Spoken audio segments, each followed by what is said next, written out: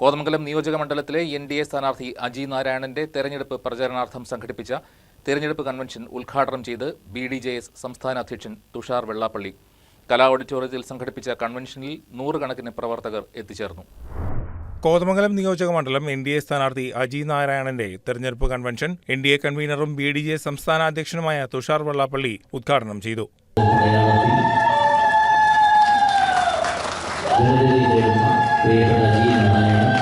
കേരളത്തിലെ ഏത് സീറ്റിലും ജയിക്കാനുള്ള സാധ്യത ഉള്ള ഒരു പാർട്ടിയായി ഇന്ന് അല്ലെങ്കിൽ ഒരു മുന്നണിയായി NDA മാറുകയുണ്ടായി.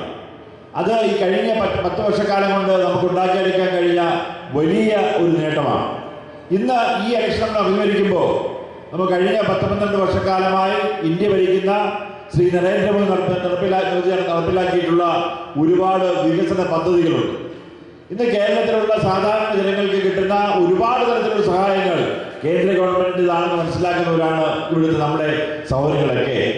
കോതമംഗലം കലാ ഓഡിറ്റോറിയത്തിൽ ചേർന്ന കൺവെൻഷനിൽ NDA മണ്ഡലം കൺവീനർ അഡ്വക്കേറ്റ് സൂരജ് ജോൺ അധ്യക്ഷത വഹിച്ചു. BJP ദേശീയ കൗൺസിൽ അംഗം PM വേലായുധൻ മുഖ്യപ്രഭാഷണം നടത്തി. BJP ജില്ലാ പ്രസിഡന്റ് PP സജീവ്, BDJS ജില്ലാ പ്രസിഡന്റ് CP സത്യൻ, NDA ഭാരവാഹികളായ ET നടരാജൻ, അഡ്വക്കേറ്റ് NN ഇളയത്, AP ജയപ്രകാശ്, MK ചന്ദ്രബോസ്, സിന്ധു പ്രവീൺ, അരുൺ നെല്ലിമറ്റം തുടങ്ങിയവർ ആശംസകൾ അർപ്പിച്ച് സംസാരിച്ചു. BDJS മണ്ഡലം പ്രസിഡന്റ് MB തിലകൻ സ്വാഗതം ആശംസിച്ചു. BJP മണ്ഡലം സെക്രട്ടറി EK അജിത് കുമാർ കൃതജ്ഞത രേഖപ്പെടുത്തി. News desk KCB news.